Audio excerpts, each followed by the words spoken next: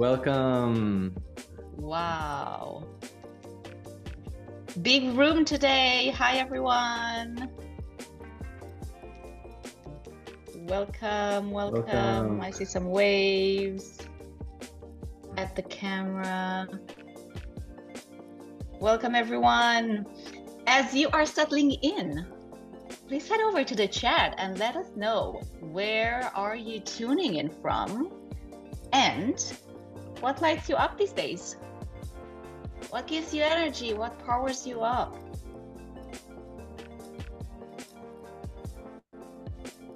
That's a lot of people, Scott. And more coming in. And everyone gets a chance to talk. There we go. We do a round. Our checking is a round of the room. That's right.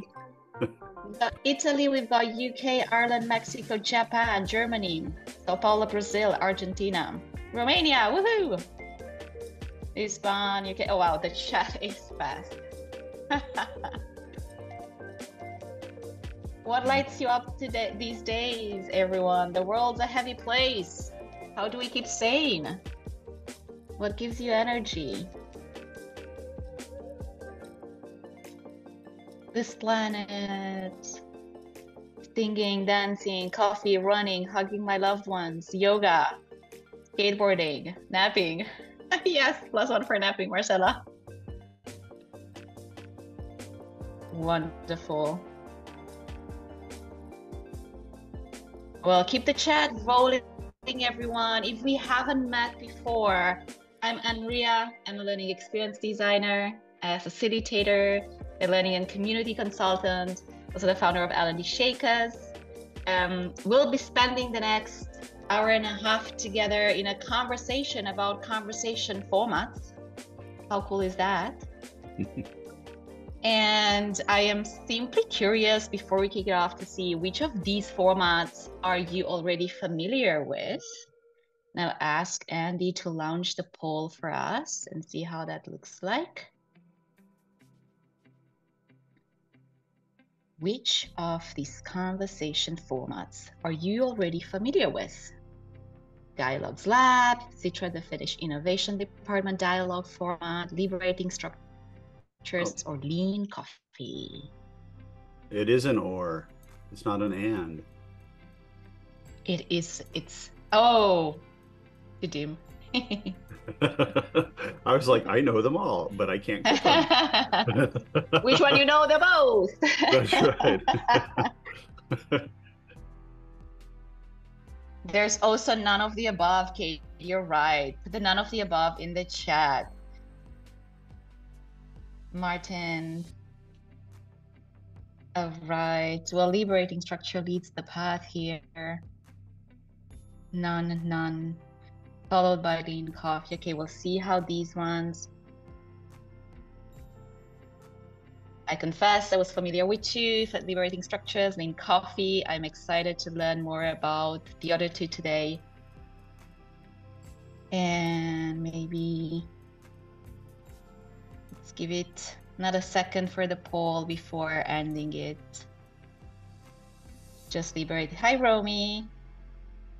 So many familiar faces, so many friends and new friends. All right. Thank you, everyone. Let me end the poll. Share results. All right, so liberating structures, big round of applause, is not a competition, everyone. I'm actually very happy that we don't know much about the other three, or about none of them, because this simply means that there's a lot of potential to learn something new from our guests and from each other as well. And let me kill the music here.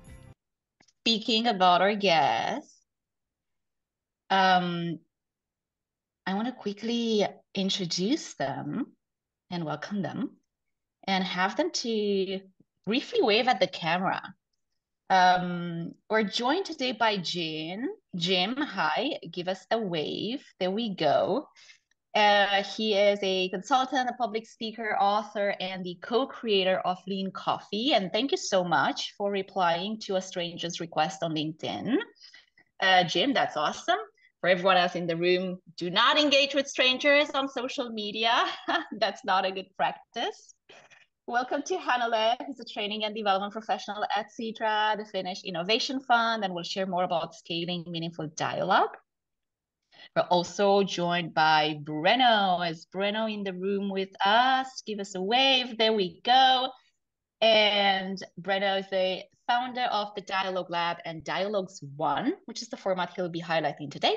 And we're happy to welcome Fisher today. Hey, Fisher, wiggle a finger to the camera. There we go.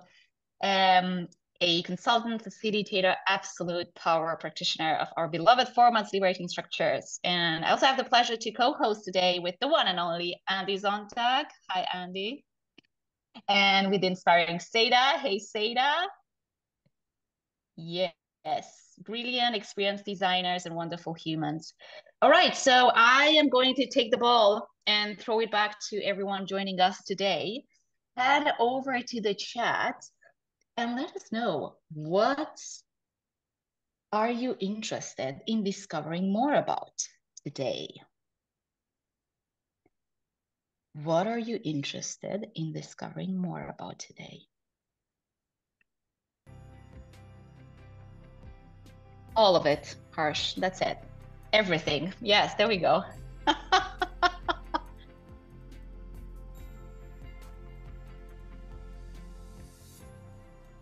Scalability, all, everything. Framework and guardrails. Conversation formats, prep work, meaningful conversations, securing meaningful environments, meeting formats, new conversation, meet other people. Okay, I see a lot of the things that we already kind of have packed on the agenda, Andy. That makes me very happy. Beautiful. Hi, Marco. All right.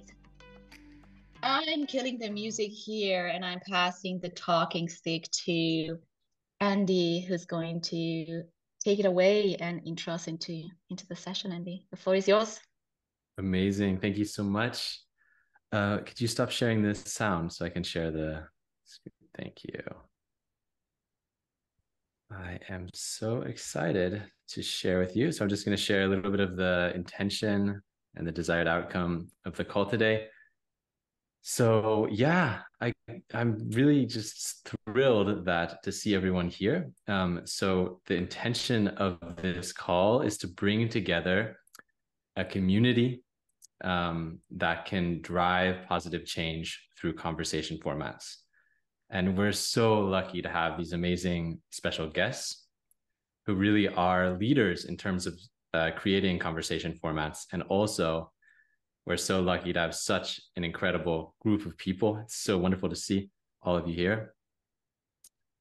The desired outcomes are that you leave with some inspiration and with some insights about really some practical tips for how to do this stuff, concrete stories and cases that you can inspire your own work with, and that you have tried out a conversation format. So we will also try one out, and that you've also made some new connections and friends.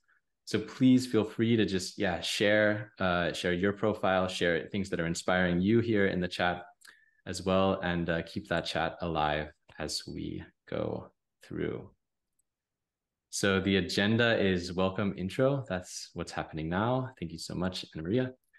And then we're gonna have our special guests as sort of the main topic today, where they're going to be sharing the conversation formats that they have worked with themselves, and also give you some sort of tips or learnings that they've had along the way. And finally, we are going to have invite you to be part of a conversation format that Shada is going to lead for you, and it's going to be a liberating structure. Fisher, we're going to practice one of those. So we're going to put you in breakout rooms, and finally we'll have a reflection after that to see what we learned. But I want to speak a little bit about, why conversation formats and how did this event come up. So back before COVID started, I'm the program director of the experience design training at KAOSPILOTs, and we were really going in for making trainings as experiential as possible.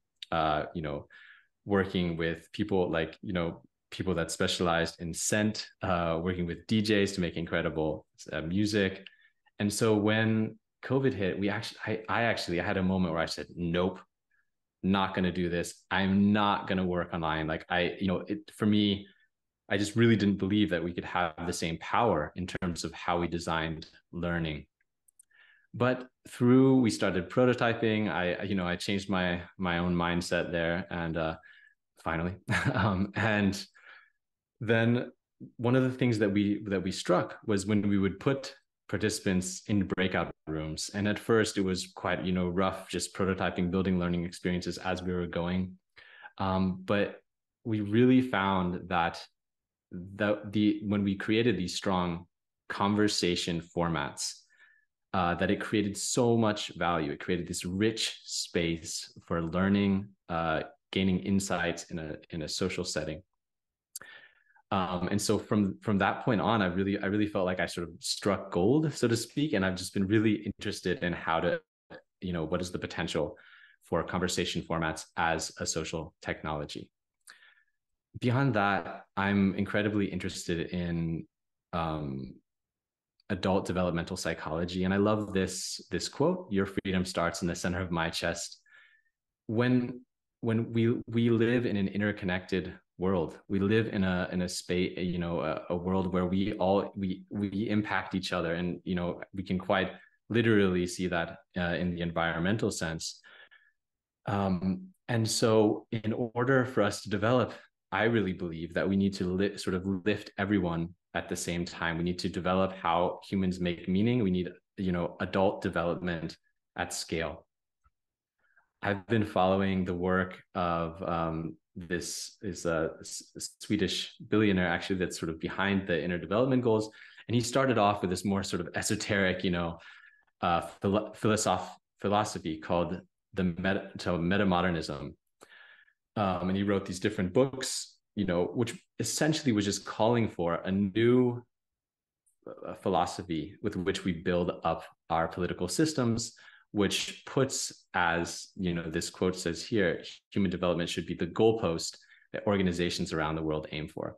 And finally, now we've come to these the inner development goals, which I think are an amazing sort of goalpost, so to speak, for in terms of how what we're aiming for when we're developing conversation formats. I can put a link in the chat in just a minute for the conversation, or for the inner development goals. So yeah, I really see this potential for basically this mass democratization of meaningful learning experiences. How could we really scale, learning experiences? And there's a huge need for this as well, right? I think, a quote that I heard was that the internet is really good at stealing, right? And I think that's true. And so, when you see these conversation formats, I think it's really amazing how we can really spread that that change that's possible. And I just want to highlight a few areas where there's a special potential. So there's a report that came out from the Tony Blair Institute that there's going to be 230 million places for school children needed to be created every single year starting in 2030. The scale that we need to, bring education up to is just huge. And how can conversation formats fit into that? In terms of the environment, for example, we need to drive behavioral change at scale, and therefore sort of values shift the same direction that the inner development goals are, heading in. And the inner development goals are, great at sort of setting a direction, but how do we reach that, right? I think conversation formats are a specific technology, social technology that we can implement to start to lay the foundation for sustainable behavioral change. In terms of government, one of the things that government services have oftentimes done is sort of take the relationships out of, supporting that government service. And one of the powerful things that we can do to really make the way that government serve us better is through adding meaningful relationships into that. There's a wonderful TED Talk that I can send a link to as soon as I'm done with the presentation on that topic. So there's a lot of potential in terms of work. Obviously, creating how do you drive engagement? There's a massive problem with disengagement in terms of technology. How do we scale things? How do we use technology as sort of a backbone, but still keep that human connection? In terms of well-being, you literally live longer when you have meaningful relationships. So there's so much potential here. But I guess the question is now, obviously, how? So how do we design conversation formats? And without further ado, I'm so excited to welcome our special guests who really have deep expertise in terms of designing conversation formats. So let's give them a big welcome.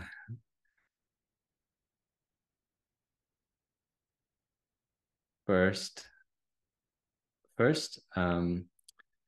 I would love to invite Fisher to just to speak a little bit about your experience in terms of creating formats. What formats have you been part of creating? I know liberating structures is one of the most used, really, tools from the chaos pilots, and Fisher has a long relationship with the chaos pilots, and so we're just super lucky to hear a little bit from him. Take it away. Cool. I'm like particularly nervous about this because I'm so unused to talking about this stuff as opposed to doing it.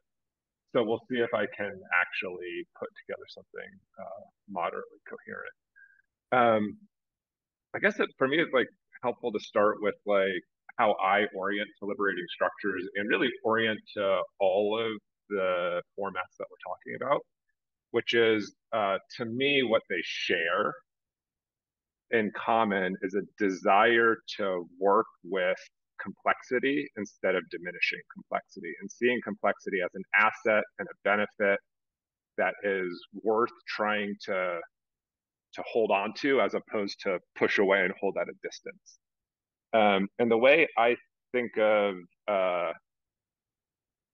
sort of what each of the methods that are going to be shared, at least the ones that I'm familiar with, and in particular liberating structures, is that they're trying to define the minimum support or the minimum structure necessary to work with more of each person's contribution, intelligence, and imagination.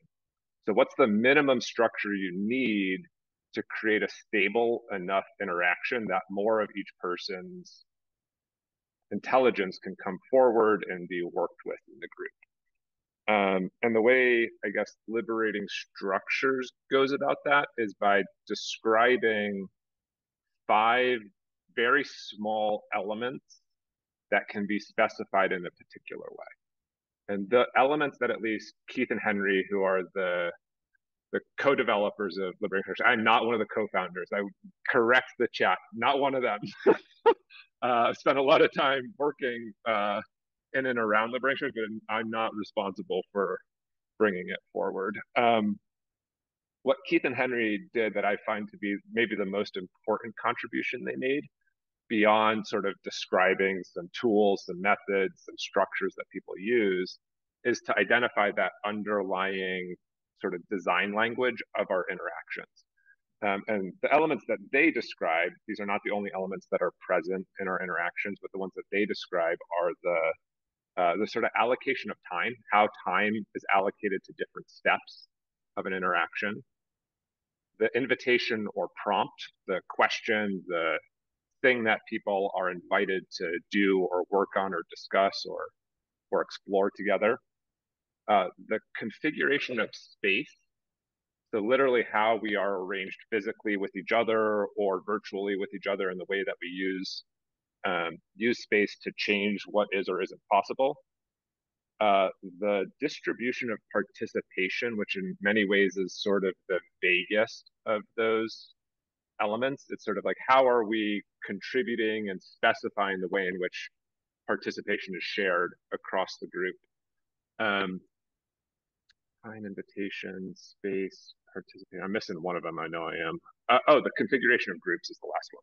So specifying or describing how many people are involved in an interaction at given moments, and just being clear and specific with that. So I don't know. That's where I start with this, and to me, it's possible. It's not necessary, but it's possible to look at any interaction, even the one we're having right now, and describe how those 5 elements are playing. Right. So time. I don't actually know how much time I'm supposed to take here. 4 minutes, maybe. I'm going to be done after I do this thing. Yeah, 5 minutes. 5 minutes. Yeah. So time, right? Time is an element that's present right now. I have 5 minutes. Maybe Andy and Anna Maria feel secure enough that if I go 6, 7, 8 minutes, they'll actually stop me, or not, because right now I'm the person that sort of is determining the structure. The configuration of groups is me and then all of you, one big mass of people online that I can't see. I can see the 6 people on the top of my screen. The distribution of participation is, in some ways, if I'm being very generous, you entertaining me while I say some things. Maybe you're distracted by the chat or the other things that are happening, which is what I hope is going on. But I'm sort of shaping, in most ways, the way participation is happening at the moment. The invitation is to sort of sit there and pretend like I have something to say that you care about. What's the last? I keep forgetting the last one. Oh, the configuration groups, time. Oh, distribution of participation is like maybe you're contributing questions at some point to what I have to say. So those 5 elements can be described or specified for any interaction, either one that is encouraging more of us to contribute or less of us to contribute. And for me, that's been the nice thing about sort of liberating structures in particular, is having that almost like DNA or algorithm to remix things in order to invent, develop, refine, translate practices that people might have, ideas that people have, into a stable, reliable structure that can be shared. And I think that's been the big thing for me, is that language makes it possible to share practices across contexts in a way that might not otherwise be shared or picked up. So I think that's what I have to say. I have no idea if that responded whatsoever to the invitation, but my anxiety is now high enough that I would like to escape the spotlight. Thank you so much, Fisher. Yeah, wow. It's very analytical in a way. You're really able to, highlight some of these. Yeah, it's like it's meta in a way, because it's like the structure of the structure. But yeah, beautiful. So I'm really excited to next hear from Hanila from Citra. And yeah, I met her last year. Super sharp learning designer, and part of an absolutely incredible organization that's really doing conversation formats at scale in an incredibly meaningful way for the population of Finland. She works for Citra, the Finnish Innovation Department. So without further ado, really excited to just hear from you. Thank you so much, Andy, and thanks for the invitation. And good afternoon, everyone. I'm so glad to be here. I'm going to tell you in 5 minutes my learning journey into the world of scaling dialogue in Finland. It was year 2016 when my boss, our former strategy director, came to me with her vision to build a model for constructive societal dialogue that would scale all around Finland. We had become quite worried at that time about the ever more polarized conversation culture in media and in public discussion. And one of the hypotheses that we actually had at that time was that we adults have lost the competence in listening to others and carrying out constructive dialogues with respect to others, even if worldviews and opinions were differing. But I must admit that at the times I was very skeptical at first and thought that something as abstract and niche as dialogue would never become mainstream in a country like Finland. Well, now, 7 years later, 120,000 Finns have participated in a timeout dialogue, and 400 organizations around Finland from different sectors are committed in using the concept we have created. So timeout is a simple model for planning and carrying out a dialogical conversation. When talking about dialogue here, I refer to a specific setting in a conversation that aims to gather better understanding of the topic discussed, other people, and oneself. So it's not about negotiation, it's not about argumentation or building consensus. The purpose of timeout dialogue is to bring people with different backgrounds together to discuss important matters in an unhurried atmosphere in equal matters. So at best in these conversations, a dialogue generates unpredictable insights and new thinking. And timeout is also an open source free dialogue method for everyone to use. All of the tools for the facilitator can be found online in 4 languages. And Andy can actually, maybe you can put in the chat the links. First, when you start, when you come up, you want to set up a timeout dialogue, a topic can be chosen that you find important and that needs in-depth understanding. Then the actual dialogue can last from 1 hour to 3 hours and can be held both face-to-face and online. In the core of timeout are simple ground rules for constructive discussion. The rules are always explained at the beginning of each dialogue.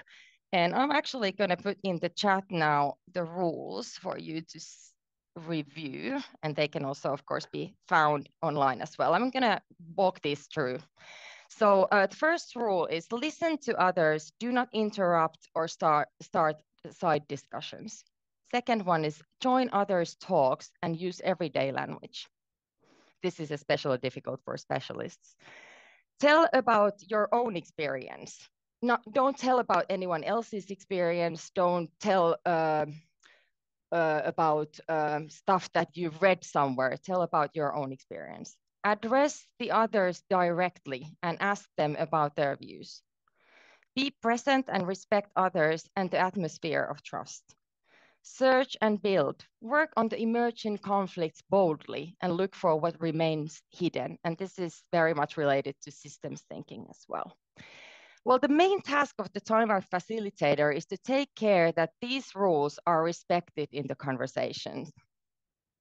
But I'm not going to go further into the tools. You can find them all online and you can study how it works and try it out maybe tomorrow. But today we can say that timeout is mainstream in the Finnish society, but still almost 70% of Finns feel that discussion culture has taken a turn for the worse. And the OECD trust barometer shows that the trust towards public administration has decreased. Because of these reasons and because of the fact that these dialogues that we've carried out produce very rich data on citizens' experiences, we also now have in Finland a national dialogue model. This national dialogue model is orchestrated by our Ministry of Finance and by a network of different organizations like Sitra. Each year, 2 topics crucial to our society are selected and dialogues are carried out all over the country, of which the data is collected and analyzed by municipalities and ministries for the preparation of decision-making. These dialogues have been carried out, for example, on the experiences people have on lockdown. On the lockdown times, we had about 3,000 people who participated the lockdown dialogues all around Finland. On democracy, the future of democracy, immigration, life in uncertainty, and plenty of other topics. And now also Latvia has taken this national dialogue model and applied it in their parliament level processes. Well, this was the story of mainstreaming dialogue within Finland and recently also outside of our borders. And I'm going to end up in one dialogue participant words. So she said in the closing circle like this: even a small gesture of just sitting in the circle with people, trying to understand and to listen to others is an act of defending democracy in these days. Thank you. Wow, so beautiful and inspiring. And you can see also people writing in the chat as well. Love to see that in their country. Yeah, as well. Anna Maria, do you want to introduce Jim? You've stalked him on LinkedIn, I guess. I definitely want to introduce Jim. Hi, Jim. He is a pretty cool person. Invented or put together the lean coffee model. I've been using it a couple of times, both in breakout rooms as well as in small group conversations, meetings, workshops. It's always a hit. It never fails. I'm very eager actually to learn how it came to life. I don't know that story. Jim consults. He's a speaker. He speaks. He shares his knowledge with the world, and he's also the author of a book which I'll find and share in the chat with you in a second. So Jim, thank you so much again for accepting my invitation. Here's some anxiety spotlighting for you as well. Take it away. I'm quite comfortable in the spotlight, There we go. as Fisher knows. Okay, so I'm going to try and take 5 minutes, and I'm going to talk about lean coffee and a little bit beyond. The quick origin story of lean coffee is that it was born in a coffee shop right over here with me and another guy named Jeremy Lightsmith. And Jeremy said, hey, you know, there's a lot of people out there taking your Kanban and personal Kanban ideas and doing stuff with them. We should start a professional organization, you know, a society, you know, a club. And I was like, oh God, no. I don't want to buy pizza. I don't want to rent a room. I don't want to do any of that stuff. I said, couldn't we just get a bunch of people together and we'll sit down at a coffee shop and we'll just have a minimal format that will drive conversation, output, and focus, but doesn't have to, we don't have to invite anyone. I don't even have to show up. So it should be like so easy that if you've shown up once, you can facilitate it. So a personal oops, can I please share my screen? Yes, 1 second here. Yes. All right, so I'm going to take 5 minutes and 12 seconds now. Yeah. Here we go. All right. Nope, still says disabled. Keep clicking. There we go. All right, share screen. Yes. All right, so really quickly, like all of my ideas, Kanban, personal Kanban, blah, blah, blah, blah, blah. I didn't do anything to control this IP. So lots of people have built lots of tools with lean coffee in them now, and I don't get a dime for it. But essentially what happens is a bunch of people show up in a space. You have a topic or not. And then people just take Post-it notes, in this case, digital ones, and they write down things that they'd like to talk about. People vote, and then you discuss them in the order voted. You discuss them for a certain period of time, because at any given meeting, in any given meeting, it is nobody's job to tell everybody else to shut up. So a big problem with meetings and the way that we hold them is that there are no triggers for civil discourse, but there are lots of triggers for uncivil discourse. So when you set up an agenda for a meeting and people show up for that agenda, the first thing that they do is they try and figure out how to insert their agenda into your agenda because your agenda didn't meet their needs. So just like everyone has said before me, one of the goals in a meeting is to get together and make sure that the participants aren't just heard, but they can participate, and they participate knowing that the group wants to hear what they have to say. all of those perspectives are brought, all of the worldviews are brought. So we all write our stuff down, we talk about them. As we're talking about them, people can comment, this is cool. Or you have another column over here where if there's an action item, like make everything safe for everyone, you can put those in there. Or if there's learning, you can put this in there, like, I didn't know oxygen was delicious. And the reason for this is that when we go into meetings, the primary outcome of the meeting is either to create something, to decide something, or to learn something. Yet we have a whole lot of meetings about status, which are complete wastes of time. It's very rare that we learn something in a status meeting. It's like there's a, I don't know how many of you do agile methodologies, but there's a stand-up meeting at the beginning of for every agile team.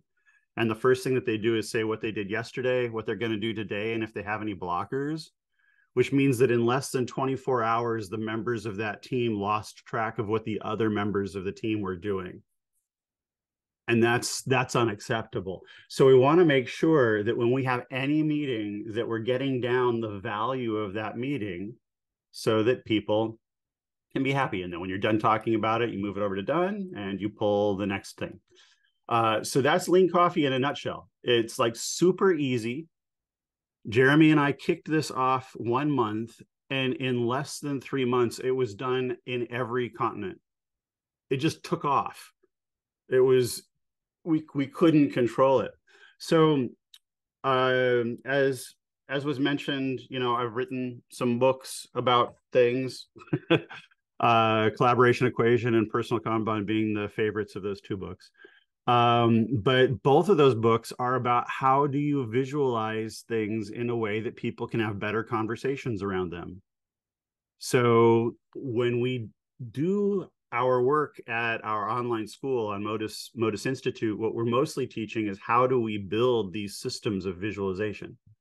So I will quickly show what that might look like in person. So a lot of us have teams, and we're trying to get those teams to communicate. While there's only about a dozen or 15 people maybe in this room, there are 640 people working on this construction project. It's a multi-billion-dollar construction project in New York City. You can see over here we have a Kanban. Here we have a heat map. We have time series data. Up here we have photos. This whole room is a rolling meeting that lets everybody know constantly everything that's going on in the project, which means they don't have to have a lot of meetings telling everybody everything that's going on in the project, right? So the best way to hold meetings is to try and figure out a way not to hold the meeting. And then when you get together, don't do a meeting, but do a working session. So in this case, just really quickly, and then I'll end. So this room is called an Obeya, O-B-E-Y-A. And Obeya is a room where everything your team needs to know lives. You can do this digitally or not digitally. But in this case, this poor guy here is responsible for these pictures over here. He is an outside consultant, an outside engineer. And over here, there were one corner of the lot that this hospital was being built on had a high water table, and it was a lot higher than he said it was going to be, and it could have potentially screwed up the whole project. So he came into this room expecting to be attacked by all these other people. And what happened instead was this guy over here in pink said, no, in this room, we solve problems. So by the end of the day tomorrow, we will have solved this problem. No one gets sued. There's no impact to schedule or budget. We will solve this problem. And we did. And this guy couldn't believe it. He's pretty old, pretty tough looking guy. He was nearly in tears because of that. But it was because there were visualizations built, just like this Lean Coffee board, to facilitate those conversations. So those are the things that I look for, is what are those triggers that stop people from reacting emotionally or off the cuff. Kahneman would say there's system one thinking.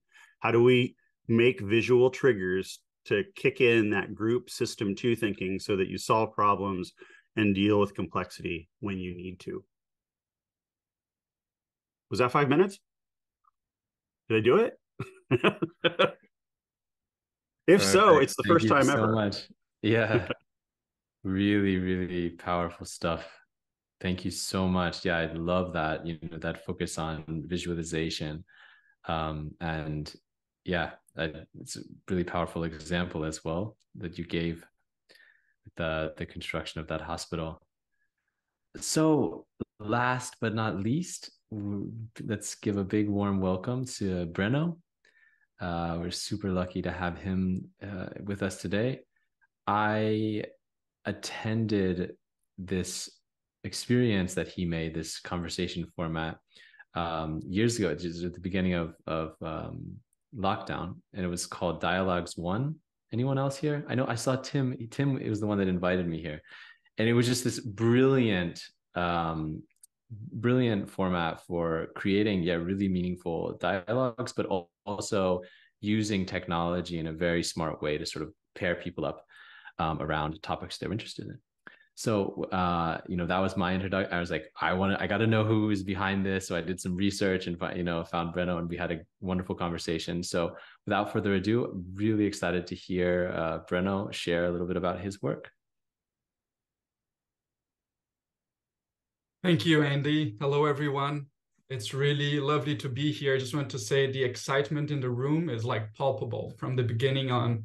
And it's amazing to see like everybody putting their places and things they're excited about. So thank you for that. I'm going to take 30 seconds from my 5 minutes and just tune in into with all of you together, which is for me one of the biggest insights of these conversation formats and dialogues, is how can we tune in into a same space, also virtually. So put your feet on the ground, put your spine up, and if you feel comfortable, feel free to close your eyes. If not, leave them open. And I'm going to invite us to take 2 long, deep breaths together. In the first one, we're going to breathe in, and we're going to breathe out everything that is not keeping us here and now, whatever that might be. In the second breath, we breathe in, and through that, breathe in, being present here now. Everybody together, and at the same time, everybody on their own tempo. And here we go.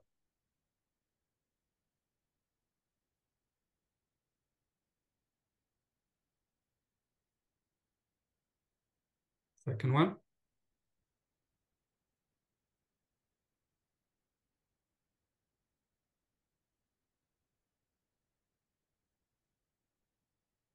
Thank you for that. I hope that was 30 seconds. And Andy, may I also share my screen? Is it possible? Absolutely. 1 second here.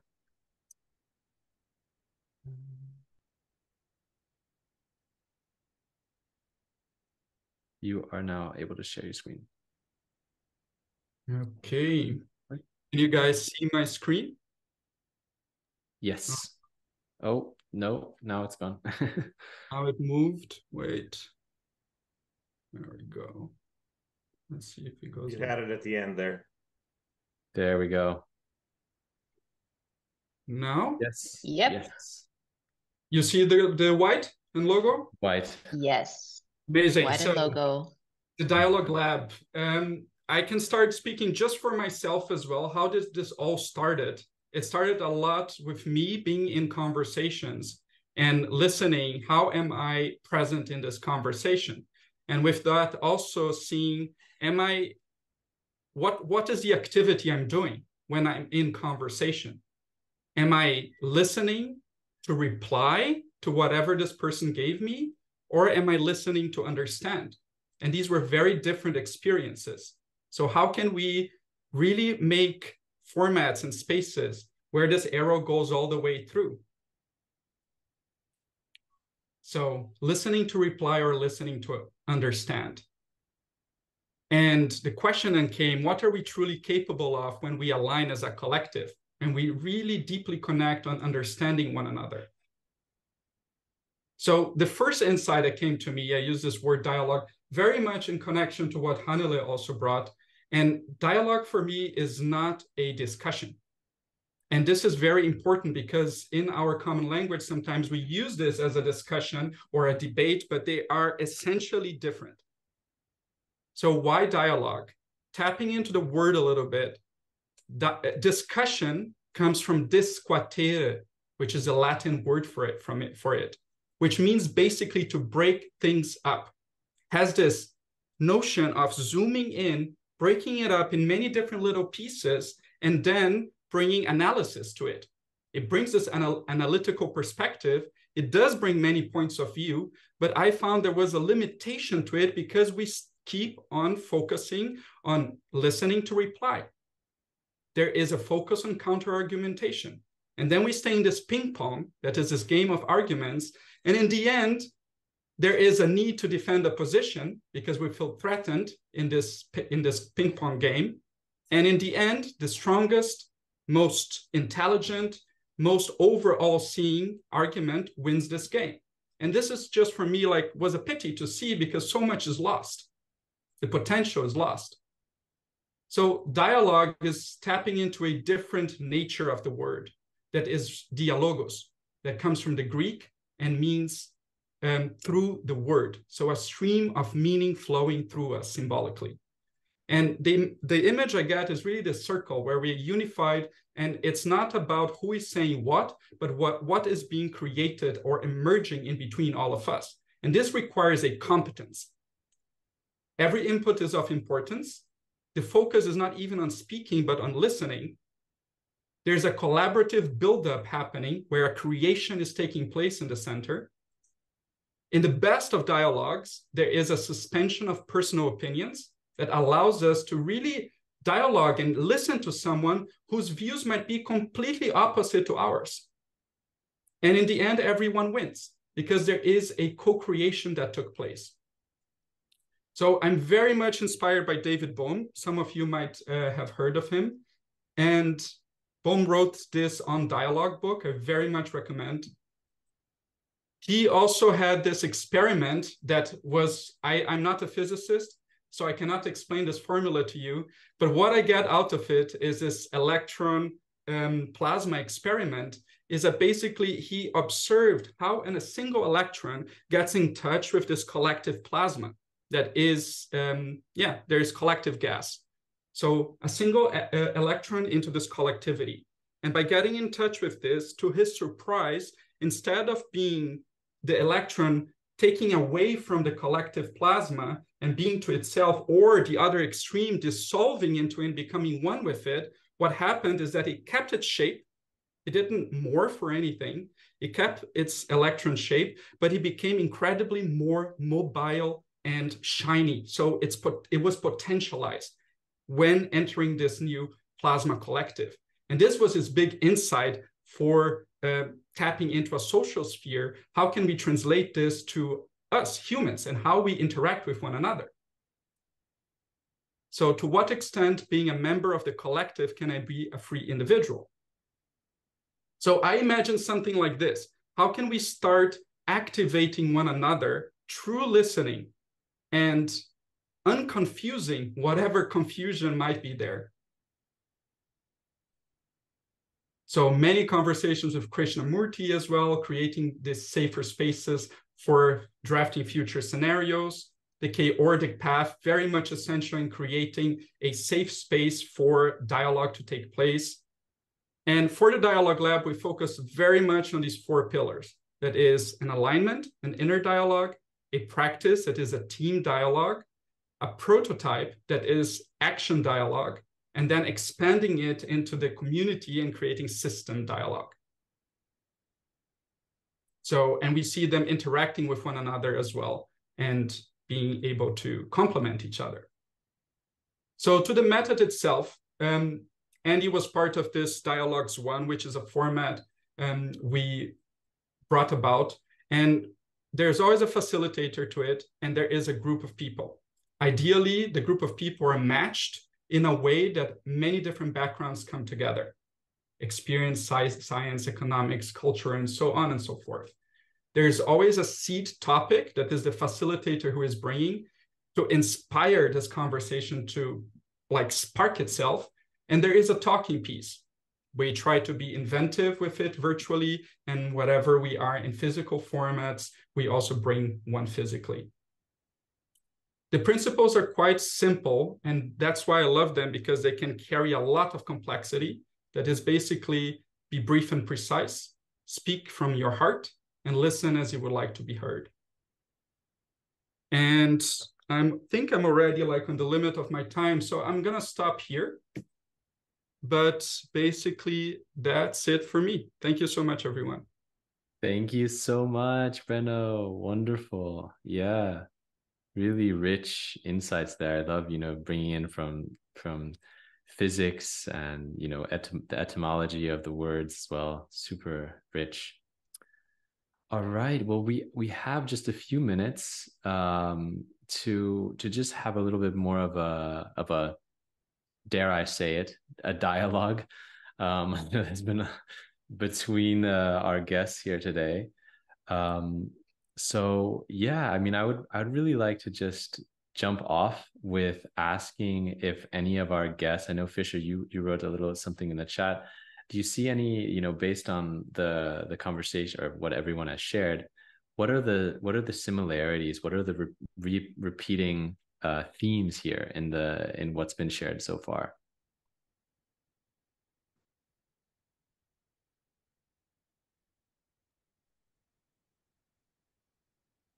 Don't be shy.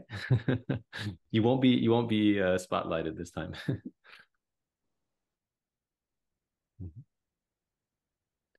Does it have to be just your presenters, or can it be one of us?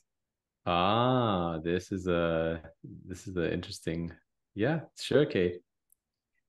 I see the commonality among all of these frameworks, which is so, like, my little brain is exploding, is really a lack of ego, a willingness to set yourself aside, a willingness to be open to another person, regardless of the tool or the framework you're using. It's a basic check your ego at the door approach to interaction and dialogue, which is very, very, very hard for most people, particularly in business. So I'd be curious to know, as this conversation evolves, either in this webinar or down the road, how we help move somebody who's coming into the space with us very embedded in their need to be right, and help move them into that collective and collaborative space. I find that particularly difficult within high pressure business situations. Can I answer that? Yes, please. So there was a moment in my now very long and bumpy career where I had the most shocking event happen, and this was at a major cable television company in the United States based in Philadelphia that shall remain nameless. And it had a very, very hierarchical structure, to the point that at one point I was walking down the hall with a young project manager, and the young project manager stops and moves to the side of the hallway as these vice presidents walk along, like they're members of the Joint Chiefs of Staff or something. They did everything but salute. And the power distance in this organization was like so huge. And one day we went in and we did a lean coffee. We were doing lean coffees every morning, and initially they're free to join. Just show up when you can. The first one, 2 or 3 people showed up. The next one, about 10 people showed up, and by the third one, not only did the room was completely packed, but the vice presidents also showed up. And there was a meeting where we were in where the vice president just kept shutting everybody down. But in this, there was a topic that, young individual contributor had put up. And because of the structure of the lean coffee, the young individual contributor and the vice president were having a conversation about that at the table as equals. So human beings are very good at developing hierarchies and caste systems. Like we're remarkably good at it. It's the only thing other than dying that we do reliably. So not to be overly grim.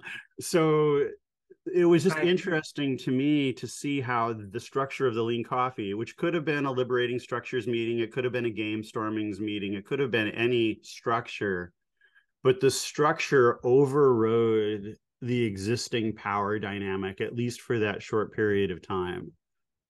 And I found that remarkably moving. It was like Tony Ann, my business partner, and I left that meeting and we're like, did you see that?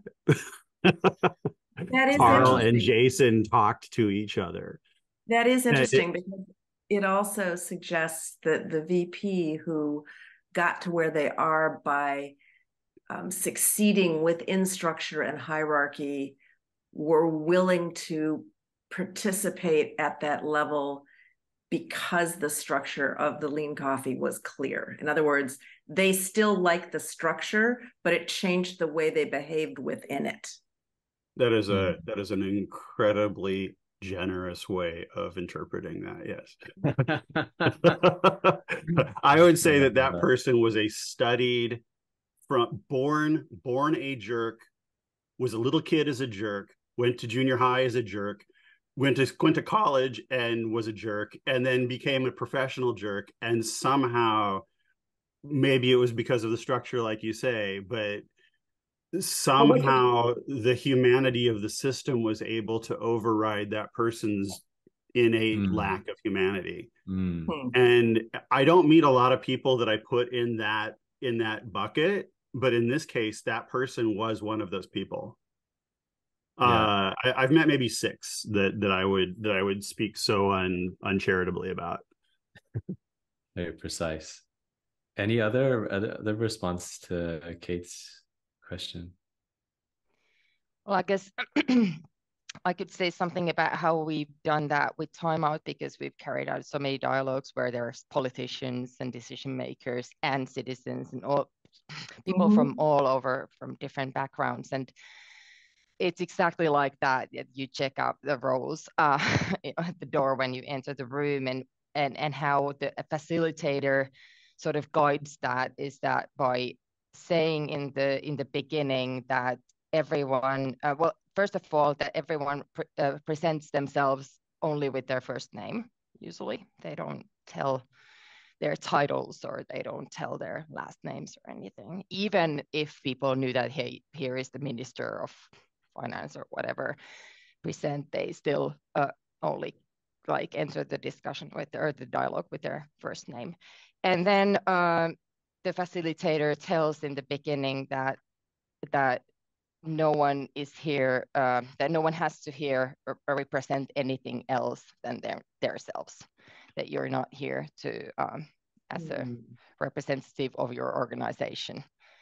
But of course, we cannot get rid of the roles and totally. And very often, if we, for example, do have let's say, a politician in the circle, you might, as a facilitator, in the end ask, so from your position, now that you've listened to this dialogue, what kinds of insights have you gained when you go back to your work? So let's not hide the roles either, but in the beginning, the tuning in is how you tune in to the dialogue is the key from the point of view of the roles. Beautiful. Fascinating. This is just fascinating. Yeah. We have only a short time more before we are going to move into actually trying out a format. Are there any last comments?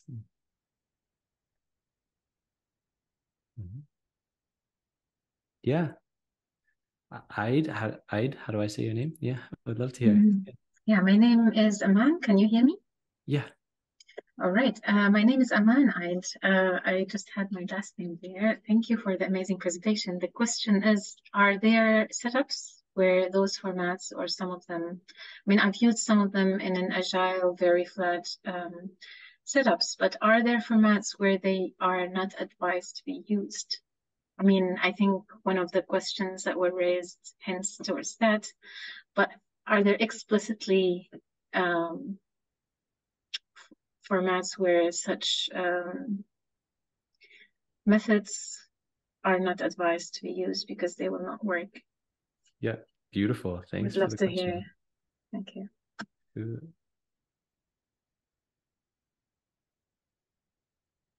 If there's a quick gap, what I would say is that one of the things that we teach in our meetings that work class is that the people who are gathered often are unique.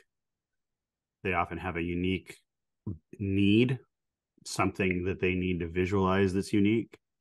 And so rather than saying that some of these don't work in a certain situation, there are many more situations where you may need to invent some mechanism to drive the conversation in a healthy way that hasn't been done before or doesn't necessarily follow one of these patterns. Beautiful, very eloquent. Breno, do you want to comment? Yes, what came to my mind, thank you for the question. What came to my mind is these formats, they are not fixed. This is how they see them. They are tools and they're shapeable and morphable. So we need to understand what is the context around for each specific case. And we need to understand who are the people that are present there. And with this in mind, the format can help us listen and read the space. This is also something that is part of it. How do we listen deeply to the space and what's needed? And with that, use the format as a tool to reach that. So I wouldn't say it's not advisable to use in any way, but you might need to morph and change the format as it's needed. Beautiful. Yeah, thank you so much, Breno. I love that. This like focus on adaptability, also similar to what Jim's comment there. And Jeffrey, I'm so sorry, but we are going to have to move on to the next exercise. If we have time at the end of the call, I would be more than happy to hear from you. But without further ado, I would really love to have Shada guide us into the next step we will take. Yes.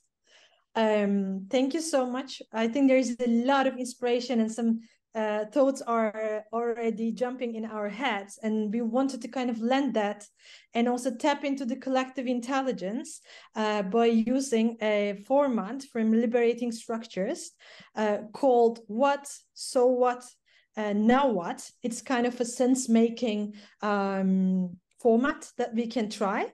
And the way we are going to do it is that you will have first like 3 minutes individually to answer the questions, and like I just made it bold some questions that you can answer in this 3 minutes, and later we will be in the groups to kind of share what stood out for ourselves, but also from our conversation by sharing with each other what kind of conclusions are coming up and what does this mean in terms of action for us. So now I would give ourselves 3 minutes till 6 past, at least in where I am right now.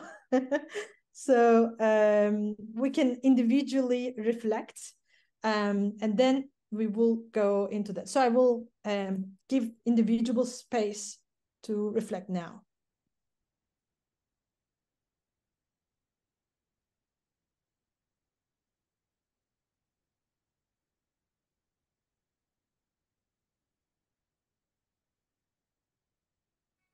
All right, so maybe we can slowly transition to the breakout groups. If you want, I can share my screen and you can take a screenshot to be able to guide your conversations. You will have 15 minutes in the breakouts that you can discuss maybe each what, so what, now what, about 5 minutes each, and later we will have a popcorn session afterwards to hear from the groups what emerged. All right, so are we ready with the breakouts, Anna Maria? Yes, we are going to be in groups of 3 or 4. for 50 minutes. There we go. Yes. Enjoy the conversation and see you back for a harvest and download afterwards, everyone.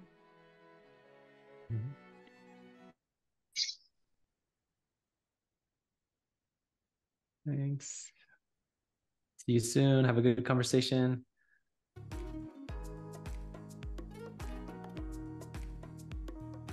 Hey, welcome back. Welcome back. Welcome. Hey, Vesna. Slowly coming back. Welcome back. Hey, welcome.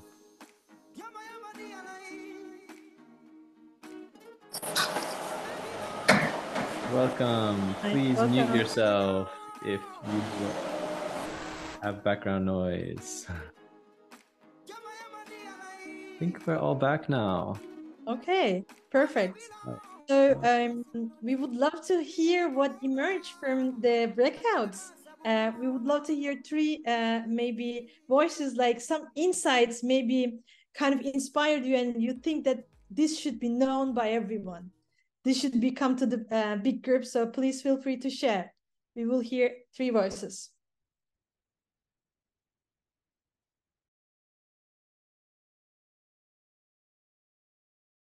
Niall, yes. Niall and Tiago afterwards. Yeah, just one thing to share actually from the other participants in my breakout room that they were sharing was, I suppose, we were talking about basically how do you ensure that there's equal participation, the same issue of ego that we were speaking about within the group as a whole. How do you get people to check those roles at the door, etc.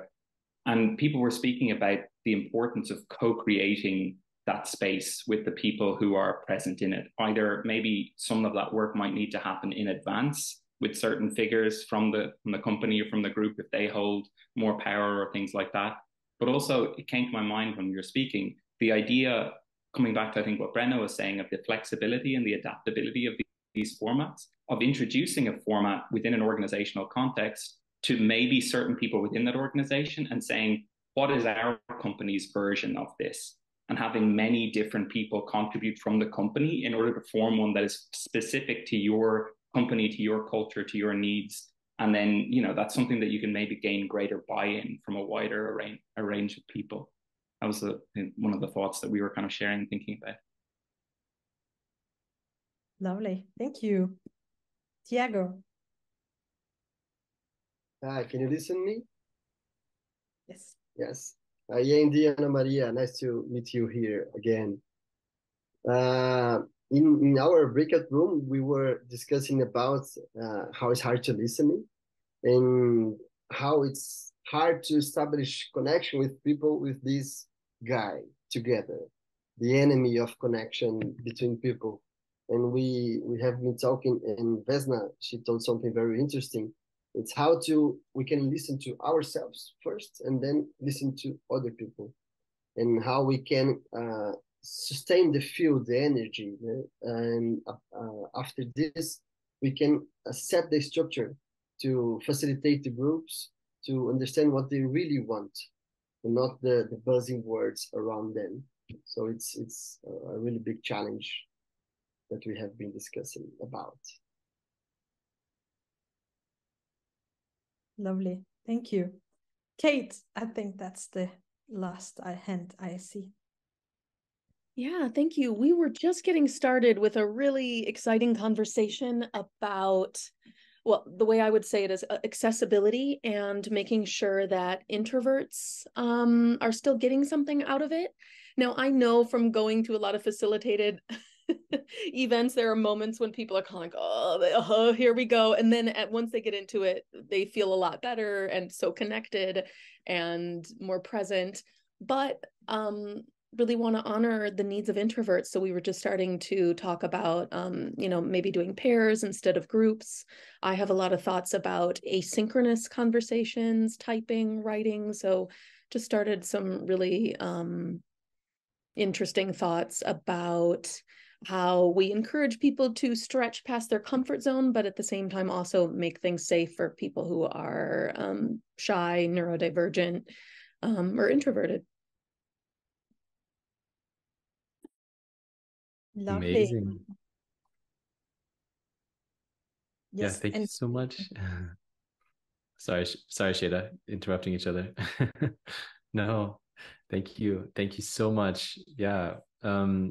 So we're wrapping up and just want to round off by hearing if we would love to invite you to write one thing that you take with you today from today in the chat. So I would just love to invite you to share that as you are stopping by, and I'll just play a little bit of music. Hope, I love that. Conversations with nature, inspiration, friends, gratitude, new tools, power of amazing conversations. That people around the world care about the world. Beautiful, Jim. Yeah, inspiration. So many open loops, possibilities, curiosity, faith in humanity. Will to experiment with new methods. Oh, I can't even read them all. There's so many beautiful here. Wow. Really wonderful. Power of caring about each other's experience. Maroon, beautiful differences. Lots of hope. I'd love to make a word cloud here. Are there other words you see? I was thinking about the same. Yeah. I think I'm going to take them and move them into a word cloud just to see what comes out. And I just want to post again this spreadsheet that Anna Marie put together. If you want to put your contact information there to stay in touch. Yeah.